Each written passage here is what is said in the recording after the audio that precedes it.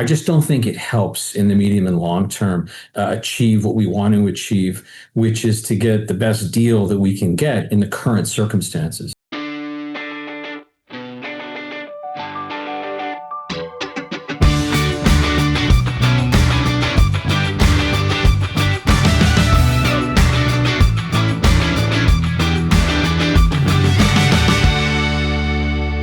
Scott and Frisco back on a closer look on this Friday, getting set for the weekend game. One of the Jays and Dodgers tonight at Rogers Center. If you're Doug Ford, are you sitting in your man cave? That's where he's watching the game from tonight, so he says, thinking, man, did I just blow up the Canada-U.S.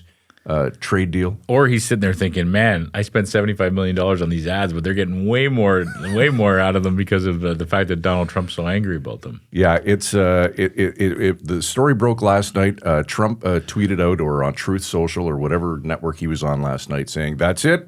Canada's behavior is egregious. Yes. And I'm done talking trade deals. Yep, said it's all the Ford government's ads that we did a show about it a few days ago. We did, yeah. The government spending $75 million to run anti-tariff ads and network south of the border, featuring none other than Ronald Reagan in a famous 1987 address about the dangers of protectionism and why free trade is a better option.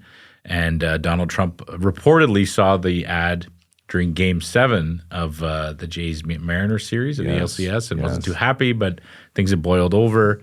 And now it's become the whole reason why trade talks are apparently off.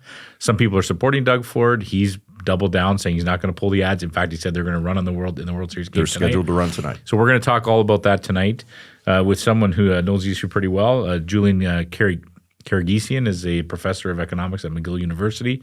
He also was a senior advisor in the finance ministry back in the day. So I'll be very interested to hear his thoughts on all this. Well, if you didn't already, Donald Trump certainly knows who Doug Ford is now. The U.S. president has abruptly canceled all trade talks with Canada because he's furious with the Ford government's new anti-tariff commercial that features the voice of none other than Ronald Reagan. Here to help us break down all of the angles of this developing story is Julian Karaguesian, an economics professor at McGill University and a former special advisor at the federal finance minister. Julian, thanks so much for being here tonight. We know it's a busy day for you. We appreciate your time. Thank you for having me. All right. As you know, Julian, the Ford government recently announced it was spending $75 million on anti-tariff ads set to run on networks south of the border. Before we get into specifics, I'd like to just play the ad so that we can get a refresher and all hear it again, and so our audience can as well. Sure. Derek, can you hit go for us? When someone says, let's impose tariffs on foreign imports, it looks like they're doing the patriotic thing by protecting American products and jobs. And sometimes for a short while it works, but only for a short time. But over the long run, such trade barriers hurt every American worker and consumer. High tariffs inevitably lead to retaliation by foreign countries and the triggering of fierce trade wars. Then the worst happens. Markets shrink and collapse, businesses and industries shut down, and millions of people lose their jobs. Throughout the world, there's a growing realization that the way to prosperity for all nations is rejecting protectionist legislation and promoting fair and free competition. America's jobs and growth are at stake. Some would say, Julian, that's a pretty effective use of ad space. What do you think?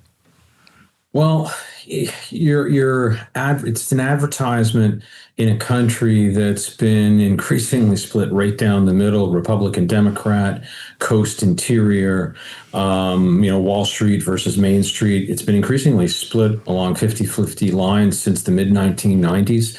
And we have to, remember that almost 80 million people, voters voted for Donald Trump, and he won a majority and he won all the swing states. He's not going to have to run again.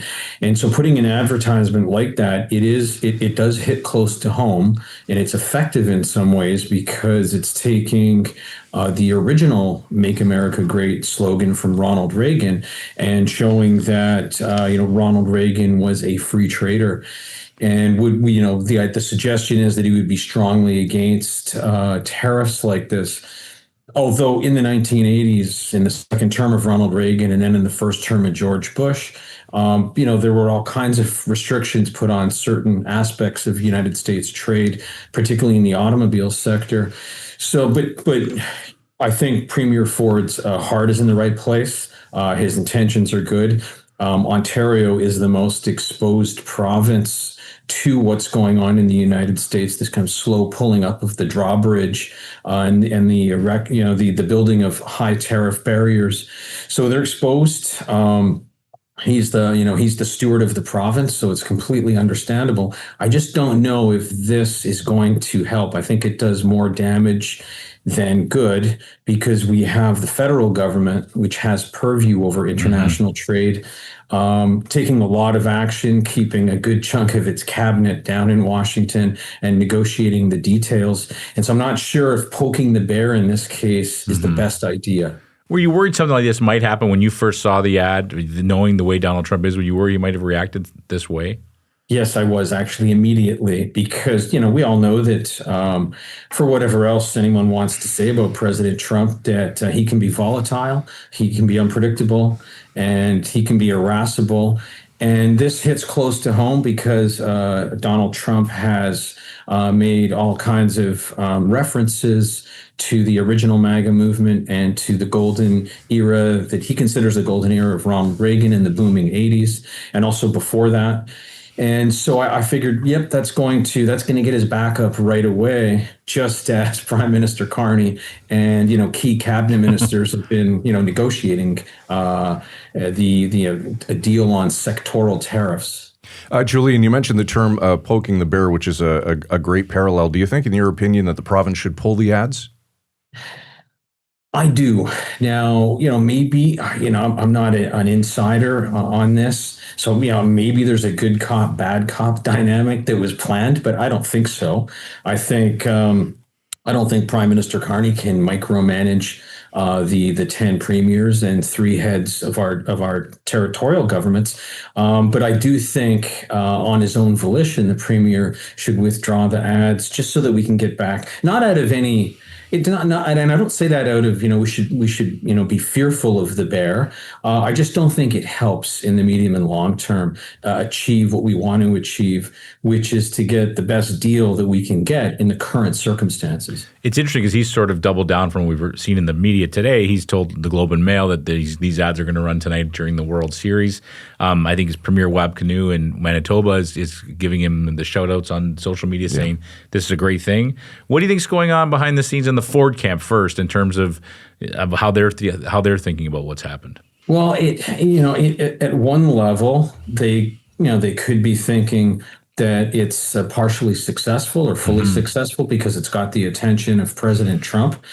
But President Trump is a high stakes poker player, and and a negotiator, whatever else we want to say. And so he's canceled the trade talks. And we know that he can sometimes come back from a very strong position, or he can stick with one and double down. And so I would say, what is this? Is this going to move the dial on anything in the Trump administration, given that President Trump himself is not running again? He doesn't have to get a third mandate. He's got his second and final mandate. And so he doesn't have to win the swing states. And in fact, what he's doing on automobiles and steel and other sectoral tariffs, I think they're aiming to get a long-term majority in the swing states by, bringing back investment as they see this. I don't think it's a good idea, but they see themselves as bringing back manufacturing and jobs to the Rust Belt. And so I don't think this is going to stop them. I do want to get into that, what you're talking about there as well, but we assume Donald Trump's not running for a third term. There's always the rumblings about those things. That might be another discussion, but go ahead, Scott. Okay, so conversely to Julian, to Frisco's point, you touched on what the Ford camp is doing. Mark Carney is on a plane right now to South Korea. Is he shaking his head saying, Doug, what the hell have you done? I would guess, if I had to guess, I would say he's probably thinking, like we're zigzagging the country. We're going to Washington. We're going to Europe. We're zigzagging the world. We're really doing our best. And they were probably making progress, at least on aluminum and perhaps on steel. As we see, automobiles is a much more difficult one, and we have the American producers pulling out to some extent. And unfortunately, I expect that to continue. So I do think there's a bit of head shaking because some grinding progress was being made. We're not an economics podcast, obviously, No. Professor, but you did bring up a great point just a minute ago about how America is trying to bring manufacturing back. And this is what I'm trying to get my head around. I'm a somewhat smart person. I'm not super intelligent, but the question I guess on everyone's mind is this working? I mean, Trump is telling the American people we are going to go full bore on tariffs. This is going to bring back American strength in the economy. It's going to help us with our deficits. While there's people who are against it are saying, no, these costs will eventually get passed on to the consumer. Prices will rise. Inflation will rise. Which is correct? Well, I think that if these tariffs are kept in long enough, I mean, I'll just start at a very high level. At 36,000 feet. The United States, probably along with China, but for sure the United States is one of the only countries in the world that could build a wall around itself and still prosper because it's got such an immense internal market and it's got 345 million people. And probably China, with its immense population, could do the same thing. They could survive and probably prosper. And it would be difficult for every other country to do that. And I think Trump probably has a sense of that. I think he's also extremely clever politically in having tapped into the Tea Party movement that came out of the financial crisis and then tapped into the simmering rage of the deindustrialization of the Rust Belt, which actually took place under Reagan's 2 terms, under Bush 1's only term, and then accelerated under Bill Clinton's 2 terms, and accelerated even more under the Bush 2 terms. So you had a deindustrialization of the United States. And in the wake of that, you had people having easy access to credit. And so people, the so-called blue collar class, I don't like that term, the whole tens of millions of Americans that were able to get well-paid jobs in manufacturing without having a college degree. And also it's fundamental to a wealth of economy to have manufacturing. This was hollowed out over 3 decades. And it ended with the financial crisis because that's when easy access to credit ended. And Trump tapped into that. And his whole modus operandi is disruption. I'm going to disrupt deep globalization with tariffs, with extreme trade policy uncertainty. I'm going to short circuit the global economy in the gamble that this will bring manufacturing back to the United States. To answer your question, I do think that it can bring manufacturing back to the United States. But the thing is that if you want to be competitive in this world with manufacturing, then you have to robotize your factories. You have to automate them. So in terms of jobs, it's not clear whether it's going to move the needle.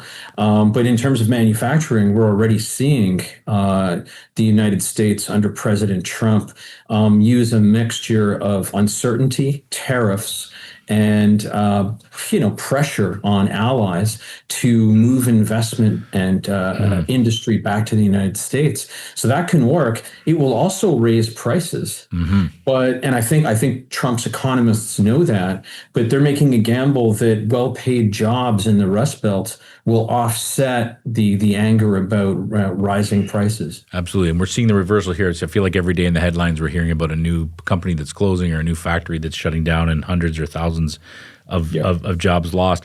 I think there's still some extent, Julian, where some Canadians don't think this is as serious as it is, and they think it's still kind of funny, and that this will all pass. This is just something that's going to pass.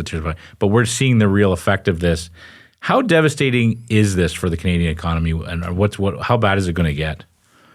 Well, at the moment, as we know, there's 85% of merchandise exports from Canada to the United States, which are compliant with the Free Trade Agreement, which is renamed CUSMA. Those are going in tariff-free. But these sectoral tariffs I think some of them are here, maybe not aluminum. I think the Americans don't really make any aluminum, so I think we'll probably get a break on that.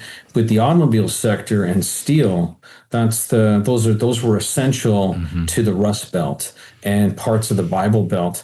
And I just don't see that changing. And one thing that Donald Trump's been consistent on when he was president in his first term, his second term before he became president, going all the way back to the 80s. If you YouTube it enough, you can get, or if you research it enough, you can see that Donald Trump, way back to the mid 80s, was saying that any car sold in the United States should be made in the United States or subject to a tariff and a quota. And another thing is, I think we need to see this in a longer term sense. The United States border with the rest of the world has been thickening since 9/11, first for security reasons, legitimate security reasons. And so this is a long-term trend. Another thing is, can we really imagine any political leader in the Democrat or Republican Party running in the next election or in the midterms on a free trade ticket? On a, let's open up the border with Canada and Mexico again. I just can't imagine that right now. Which also, I can't imagine what it's like then to be on the Carney team trying to negotiate this, right? You have, like you said, a president who for decades has been saying, like you just said about automobiles, for example, how do they make any headway? How do you even negotiate it? Or is there even a possibility that there'll be some positive news out of these negotiations at some point? Well, they have more cards than we do. I think somebody like Prime Minister Carney understands the balance of power in this equation, but we do have cards. We are an intrinsically very rich country, and also officially we're still one of the top 10 wealthiest countries in the world, and we're 41 million people sitting on the second largest inheritance of energy and natural resources after Russia, and so we're the third. We have the third largest supply of fresh water. And again, we're only 41 million people. So we have cards. We supply a lot of vital resources to the United States, whether it's uranium or potash or carbon-free nickel, right along the line, water, oil, gas. And so I'm not someone who's, think like in the same camp as Premier Ford, say, let's hit back. I like the idea of, let's not retaliate because that will cause inflation here. And let's sit down and see where we can carve out a deal. I'm also of the opinion that if too much is asked of Canada, it's possible that no deal might be better than a terrible deal. And we can remember, and this will be painful to do this because it's a medium and long-term thing, but we should remember that 95% of the world's population resides outside of the United States and 75% of the world's GDP. Now, having said that, I think the United States will always be our largest trading partner by virtue of history and geography and language and culture. And we have a long history of friendship and being allies and fighting in wars together. But they are reversing deep globalization and trying to bend the global economy back to their interests. And we have to understand that we have to accept, I should say, that this might be a medium-term phenomenon and even long-term. And so what do we do? And how do we protect our prosperity? Julian, we won't keep you too much longer. We know you've got plenty more interviews to do. We've heard a lot from Prime Minister Carney about Canada's need to diversify our trade ties with other countries and build resilience at home because the old relationship, obviously, that we had with the U.S. is officially dead and will never be the same, or at least not the way that we once knew it. From an economic perspective, can we ever really replace what we once had with our southern neighbors? Well, we can't fully replace the trade. I mean, we do about $1 trillion of two-way business imports and exports with the United States. Our next largest trading partner, if you don't count all of the European Union, is China.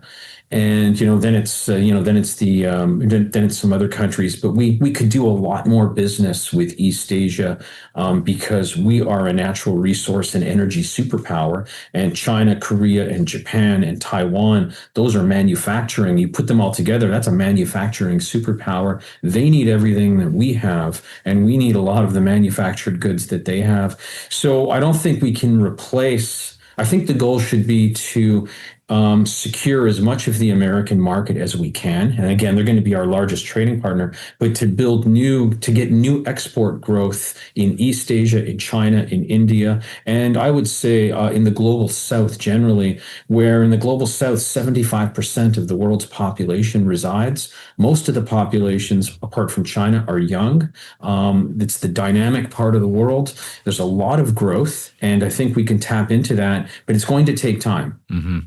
I guess the crystal ball question is, how long do we have to deal with this? Like, how long will the pain last until we kind of get to the other side?